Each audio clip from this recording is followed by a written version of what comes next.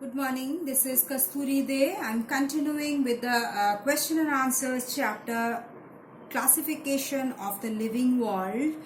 I'm continuing with the differences. Okay, so the difference number 9 is between mosses and ferns. Mosses belong to the phylum Bryophyta and ferns belong to the phylum Pteridophyta. Whereas mosses are non-vascular plants, ferns are vascular plants. Mosses consist of lots of leaflets, whereas ferns consist of true leaves and stems. Mosses contains multicellular rhizoids, whereas ferns contain true roots. Okay, mosses produce spores in the capsules which are stalked, whereas ferns produce spores which are as clusters underneath the leaves.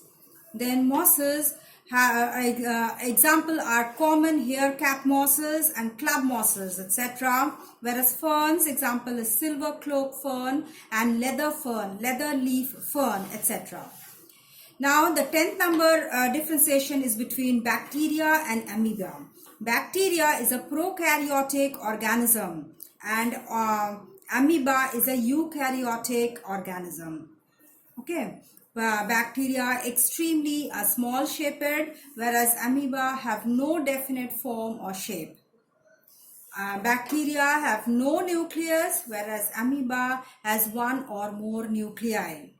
So I told you prokaryotic. What is, if you could remember, this prokaryotic is an organism whose nuclear material is scattered in the cytoplasm. They are not bound in a nucleus.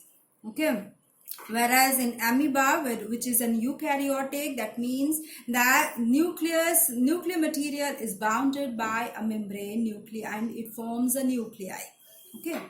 Now, autotrophs and heterotrophs. Difference between autotrophs and heterotrophs. Autotrophs produce their own food from the substances available in the surroundings using sunlight or chemical energy, whereas heterotrophs are dependent on other organisms for food. Autotrophs use inorganic materials like carbon dioxide, water, sunlight to make their own food, whereas heterotrophs procure food by feeding on other organisms directly or indirectly, so they do not need any inorganic materials to produce their food. Autotrophs use coloring pigment, that is chlorophyll, to carry on photosynthesis. Heterotrophs do not need any coloring pigment. Then autotrophs example are green plants. Heterotrophs examples are parasites, animals, birds, fungi, some protozoa, etc.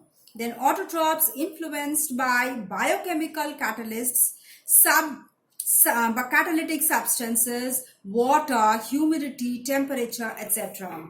Whereas heterotrophs are influenced by digestive enzymes.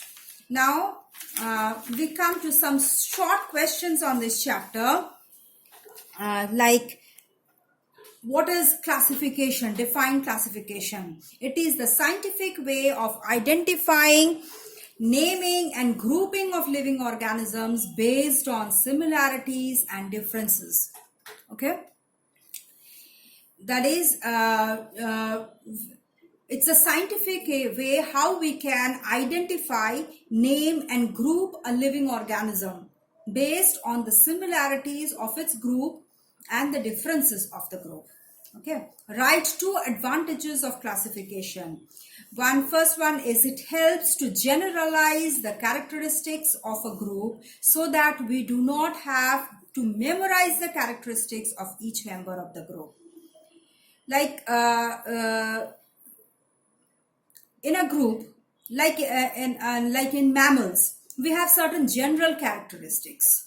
Okay, so for individual mammals, we do not have to memorize the characteristics. General characteristics, we know that a mammal it suckles its young ones, it produces its own milk, like that. Okay, like it highlights the relationship between the different organisms. Okay, another point is it highlights the relationship between different organisms. What are protozoa? Protozoa is a phylum or grouping of phyla which comprises of unicellular eukaryotes. Either they are free living or parasitic, feeding on organic matter such as other microorganisms or organic tissues and debris. Okay, they are unicellular eukaryotes. Again, eukaryotes, that means their nucleus is bound. The nuclear membrane bounds the nuclear material. Okay, they are free living or parasitic. They may be free living or they may be parasitic. They feed on organic matter or other microorganisms or organic tissues and debris. They are now usually treated as a number of phyla belonging to the kingdom Protista. Okay, now they come under Protista, kingdom Protista. Example is amoeba. Then write one characteristic feature of the kingdom Plantae.